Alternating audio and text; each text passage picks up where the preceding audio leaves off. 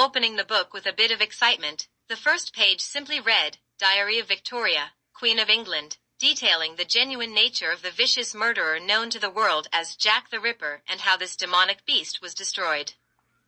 Elizabeth just stood there looking at the page. She read the words but did not seem to understand them. Jack the Ripper was the most famous murderer in history and according to public records had inexplicably stopped killing and disappeared.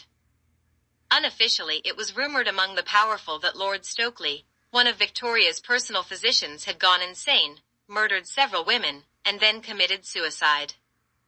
Case closed, according to the British government. Elizabeth couldn't help but wonder what in God's name her great-great-grandmother could have to do with Jack the Ripper. She immediately turned the page and began reading.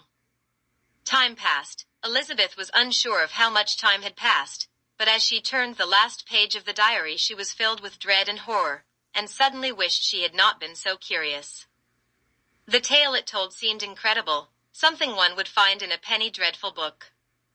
If what she had read was true, then some evil had occupied the bodies of several people, turning seemingly normal human beings into cruel, vicious killers.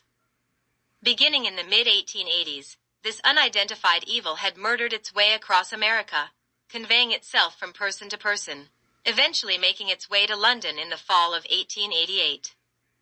It was there that this evil took the form of Jack the Ripper, murdered several women, tricked the authorities into believing it was dead, then attempted to possess Queen Victoria, thus taking control of the entire British Empire. With the aid of several others, Victoria lured the evil to Balmoral Castle where they successfully trapped and killed it. However, Victoria also wrote of her doubts as to whether they had truly ended this evil, and the possibility that it may have escaped their trap altogether. The threat that she most feared was the evil's desire to take control of the monarchy and gain dominion over the British Empire. This, she warned, demonstrated intelligence and intent to somehow gain control over the entire human race.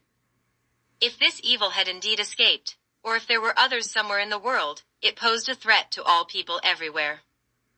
Elizabeth was so shocked and dismayed by what she had just read that she never heard her father re-enter the room, nor did she have any idea of how long he had been standing next to her. So it was quite a surprise when she was shaken out of her daze to the sound of her father saying in a quite annoyed tone, "Elizabeth, what in God's name are you doing?" To get the whole story of how Victoria defeated Jack the Ripper, check out the new book Queen Victoria vs. Jack the Ripper, now available on Amazon.